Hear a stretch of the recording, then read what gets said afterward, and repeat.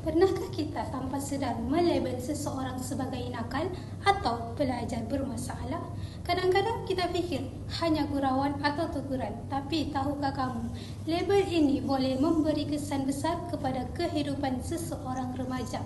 Dalam video ini kita akan menerokai teori pelabelan dan bagaimana ia mempengaruhi tingkah laku remaja hingga mereka mungkin terjebak dalam delinkuensi.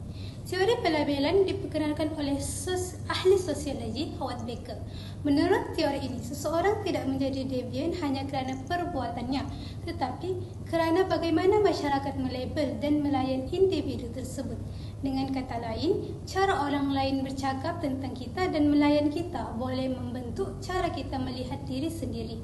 Bayangkan seseorang remaja yang sering dimarahi, diejek atau diberi gelaran nakal atau pelajar bermasalah.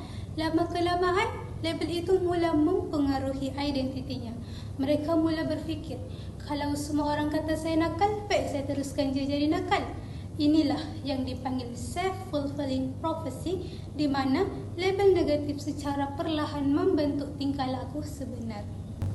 Dalam konteks delinkuensi remaja, pelabelan boleh membuat mereka berasa tersisih, hilang keyakinan diri dan diterima oleh masyarakat.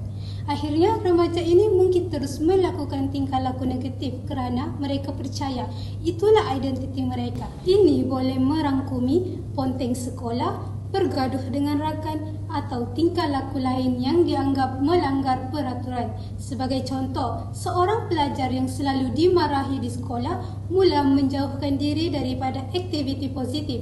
Mereka merasa tidak dihargai dan lama-kelamaan lebih cenderung terlibat dalam salah laku. Situasi ini jelas menunjukkan betapa besar kesan label negatif terhadap motivasi dan tingkah laku remaja. Oleh itu, semua pihak perlu berhati-hati dalam melabel remaja. Guru, ibu bapa dan rakan sebaya harus memberi sokongan, peluang kedua dan bimbingan positif. Dengan pendekatan yang betul, remaja dapat membentuk identiti yang sihat, mengekalkan keyakinan diri dan mengelakkan diri daripada terjebak dalam tingkah laku delinkuensi. Kesimpulannya, teori pelabelan menunjukkan bahawa kata-kata dan layanan kita boleh membentuk tingkah laku remaja.